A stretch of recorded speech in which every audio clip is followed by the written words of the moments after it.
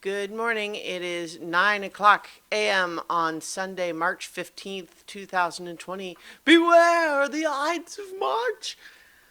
I'm Christiana Ellis and I just got up. This is 5 more minutes, and because it is Sunday, we are continuing our rewatch of Cowboy Bebop with Session 24, Hard Luck Woman, the beginning of the end.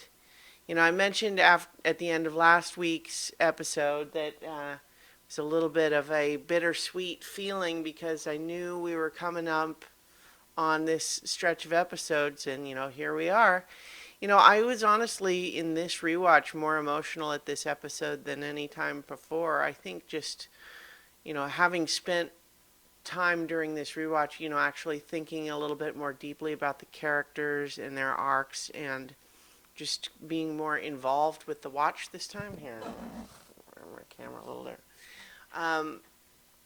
Finding that it just, I'm kind of more engaged emotionally in this is episode, man. This is some bittersweet stuff for sure. It's not even sad quite. I mean, it is sort of, but in a sort of distant melancholy way.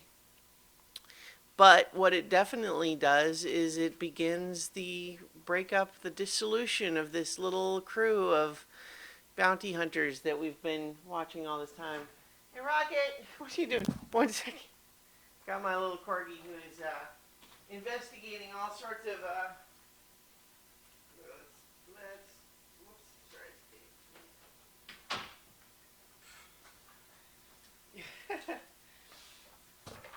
I don't have a picture-in-picture with him today because he is just on the move. But yeah, this little crew of misfits that we have, been watching, and there he is with the squeaky toy, begins to drift apart. And I think one of the things that really stings in this one is that found family narratives are absolutely one of the, there's a lot of those stories that are made and they're very popular and I enjoy them thoroughly, but rarely does one of those stories show that family breaking up, drifting apart, which in real life happens. You'll be involved with something for a while and you'll get really close with all the people there. Maybe it's coworkers at a job or something. And then, one by one, oh, so-and-so had to move. So-and-so found another job. And it goes, and it's this bittersweet thing that you had a really special relationship with people and then it doesn't stay. Doesn't stay forever. But so let's talk about this episode. We begin with Faye, despite having kind of acted blasé about it in front of everyone else, is continuing late at night in her bedroom to be watching this videotape of her as a kid, this time capsule video. And she's reminiscing. She's trying to remember what she can about, little sights and sounds. And then all of a sudden we reveal that Ed, perhaps sleepwalking or something, is right next to her and also watching and says, I know that place. Rocket, off! Rocket! Rocket! Good boy. But then is not sure she knows and is trying to go back to sleep, and it's just it's incredibly frustrating for Faye, of course.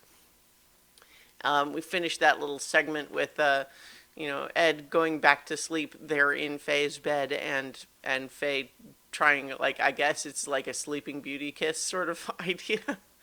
It's weird. Anyway, though, in the morning, Jet and Spike awake to find out that even though they had been on their way to Mars, now the Bebop is currently landed on Earth. Rocket! No. Come on, buddy. All over the place today. Anyway, here, let me. Whoa, come here, bud. There we go. This is the little guy. I'll cuddle him for a little while. So what's going on, right? Well, we are intercutting some of this with a shot of these two guys that are driving around this amphibious vehicle, and they seem to be mapping the new craters that are constantly being formed. Little boy. This is my little corgi. You'd come with me, wouldn't you, buddy? Yeah.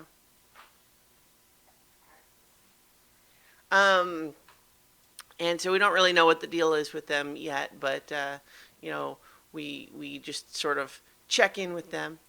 Meantime, Faye and Ed have left, presumably with Ed promising to leave Faye to wear that. This is my life right now. Rocket, no, Rocket. One moment.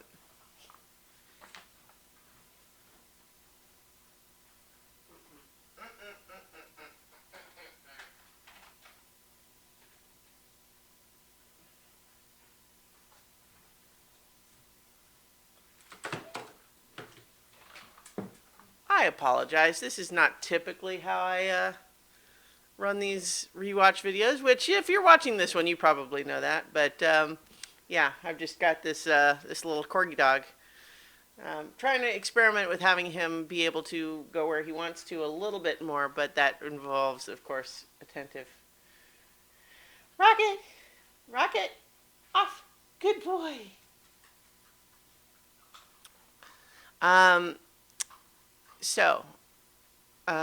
Yeah. So Faye has promised Ed something good to lead her to. You know what? I'm going to put him in his little pen just so I don't stop getting interrupted here. Rocket! No! Rocket! Good boy. Good boy. Just for a little bit. All right. So they're flying somewhere. They fly to a junkyard. And Faye is frustrated. This doesn't seem right. But all of a sudden they're surrounded by a pack of wild and crazy kids who seem to recognize Ed. And they're crazy, and the nun who has to spray them with a hose to get them to calm down, I can relate to at the moment. And we learn that this is apparently an orphanage where Ed had stayed for a while. So she knew the people there, the kids and the nun that was there. And apparently, according to the nun, 5 years ago, Ed had just kind of wandered in and stayed for a couple of years and then wandered away like a cat. And, that sounds right, but it's also kind of setting us up for how Ed comes and goes, And so Ed tells Faye that, this was always part of the plan, led her here first because there's good food. But there's another surprise for Ed where the nun has a holographic picture of Ed's father. And who she's described, the nun is basically saying, he says he forgot he left her in a daycare center 7 years ago, but he's been looking for her since. And actually comments on, maybe not the father of the year, but, in days like these, you have to hang on to whatever ties you have. And I have slightly mixed feelings about that, because on the one hand, I think that's largely true, but on the other hand, I think it is also sometimes true that one of those family ties could be so toxic that you really are better off without it. But that this seems more benign neglect than malice or anything like that. So, but in any event, the nun says you can stay, but Ed and Faye decide to keep searching. And at that point, once they're a little closer to where they're actually going, Faye runs into this elderly woman in a wheelchair who recognizes her from when she's a kid. It's one of her childhood friends. This is the big link, right? This is, I know you from school. You look just like you did. I remember you were in that accident and they put you in cryogenic suspension. And it's interesting because we see Faye have a little bit of a flashback, like she's getting memories back that she didn't have before. But we have an interesting reaction there because that I think really rings true, because on the one hand we could have had just the big moment and wanting to have the whole conversation there with that lady, but instead she kind of deflects. She kind of thanks the lady, pretends to the granddaughter that, oh yeah, I'm just a ghost from ages past, and then leaves seemingly happy. And we could almost think that she has decided somehow she actually doesn't need to follow those ties. I mean, she has a little bit of a a surprising reaction there, and leaves. But what we see later is that she's just it's too much. She can't kind of deal with it all at once. She needs a little at a process. So in any event, they return to the Bebop, and we have Ein sniffing at the hologram of Ed's father. Faye kind of steadfastly ignoring everyone, even though they're mad at her for changing the Bebop's course. But they kind of stop short when she just does not get mad back at them. She just refuses to engage. And then we have, another twist here where all of a sudden Jet and Spike have a bounty for this same guy that Ed has a hologram of, for Ed's father, with $50 million or 15 million Wulong bounty for bank robbery. And we're likely assuming that, like, oh no, that's unfortunate. But what we learn later, of course, is that Ed wants to find her father and set a fake bounty in the system. And so we check in a little bit more with Apple Deli, the father, who we see him, sucking eggs, eating chicken eggs raw, constantly misremembering the name of his assistant, who's at his side doing on this quixotic mission to map all of these craters that keep forming every couple of hours. And and again, it's like, well, barely remembering his assistant's name is not a great sign. But then that night we have Faye continuing to remember more. She's standing in the shower, kind of just staring into space, and she starts having more and more memories flooding back to her. And there's this amazing image that we get flashed on a couple of times where it seems like the moon is cracking. And we know that there was a Moongate explosion, but that crack was not really how it happened. And then we, eventually what we see is she remembers being on this shuttle ride, and then there's an accident there. And the image of the moon cracking is because the window that she's looking at the moon with cracks. And it's just a really cool image. And so she comes out of the shower kind of just all in her emotions, as the kids might say, and runs into Spike, who's begins their characteristic antagonistic banter, but she just apologizes to him, and she's obviously like very vulnerable at that moment, and he's kind of just startled into silence. And she runs into Ed, and Faye is suddenly in this moment saying, I know where I belong. I know where to go. I know where I belong. And you have someone you belong with also. You should seek them out. You should find them. And then because she says belonging is the very best thing there is. And it's interesting, again, to say that, because on the one hand, in a rewatch here, let's revisit that. So the rest of the episode here, we have Spike and Jet track down Ed's father, And there's a surprising amount here where they're, first of all, a little bemused that this guy with a weird quest like mapping all of these craters doesn't really seem like the kind of guy who would have a $50 million Wulong bounty for bank robbery, but they go to try to take him down, and he is quite a capable fighter, and it's one of the rare times we see Spike really meet his match with someone.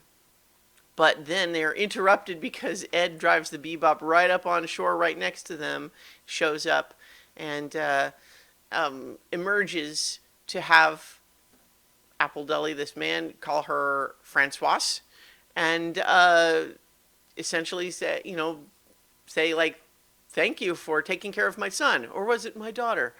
Which, again, it's like, it's making it clear. This guy's like, he is what he is. He's the sort of guy who would forget his daughter was at a daycare center. It's not great. But he doesn't seem mean about it. He's the absent-minded scientist archetype, you know?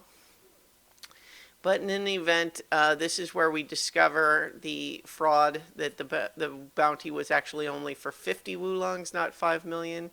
It was decimal points instead of commas. And it wasn't real, and we realized that, what Ed had done. And there's a moment there where he says, Ed, won't you come with me? But before she can answer, there's another crater, and as we've seen them do a couple of times, Appledeli and his long-suffering assistant McIntyre pack up and zoom away to go to the next crater, and they literally just forget Ed. She's standing right there, and they just leave her behind without a word. And that moment is just heartbreaking, because this idea that, like, oh, belonging is the best thing, very best thing there is, and this is her father, and he seems happy to see her, and maybe he's a good guy, and then she could help with their weird quest, but they literally, he forgets her again. It was seconds only. It's heartbreaking. But in the meantime, we have Faye, has tried to return to where she now remembers her home to be. And we have this montage of her currently running up this long hill and remembering doing it as a kid, and then as a teen, and then as a young woman. And we see her excitedly cresting the hill to see where her large, beautiful family home once was, and she's running through a neighborhood where things seem more or less intact compared to what else, other places we've seen on Earth. But when she reaches the house, there's nothing left, down to the foundation. And so belonging's the very best thing there is, but Faye finally remembers her past, and it's not there for her anymore. It's gone. So back on the Bebop, we see Ed handing Spike a little pinwheel, and it's reminiscent of the ones from the from the orphanage. And apparently there was a little bit of trivia that was in a supplemental material that says that those pinwheels were, like, the kids were told that they should leave the pinwheels in places they've visited. And anyway, Ed then leaves the ship, and we see her, carrying the laptop on her head. And then, Spike and Jet haven't realized it yet, but we see Ein realizing she's leaving and runs after her. And there's another heartbreaking moment where Ein has to choose, right? We see him running after, realizing she's too far away, looking back at the ship, sadly starting to turn back to the ship, pausing, and then going after Ed instead. And it's just, it's really hard, right? Because on the one hand, I think of any of the crew, Ed and Ein obviously belong together. But that means more separation, right? It's not only Ed leaving, now it's Ed and Ein leaving. And in the meantime, we see, that Faye is, you know, staying at this foundation, at least for now. We see that she sort of marks out where her room would have been and lies down in the spot that her bed might have been. And she's just sort of staring into the sky. Meanwhile, we have, Jet and Spike cooking all of these eggs. They got a bunch of raw, chicken eggs as thanks from Ed's father, and cooking them all. And it's yet again, it's an example of they've lost this big bounty they were hoping for, but maybe it's, they've got some food at least. But they cook all of these eggs. They portion out the 5 servings, and no one else is there. It's just Spike and Jet. And then, kind of in a grumpy way, they proceed to eat everybody's dinner, and it's just it's the 2 of them left. And finally, there at the end, we have Ed walking away, and is she going to be with her father? Maybe not. Maybe she's just moving on again like she did before. But this time Ed catches up, and Ed briefly is like, no, don't, you have to go back, I'm leaving, but then realizes Hein wants to come with her. And so they happily proceed off together. And, it's bittersweet.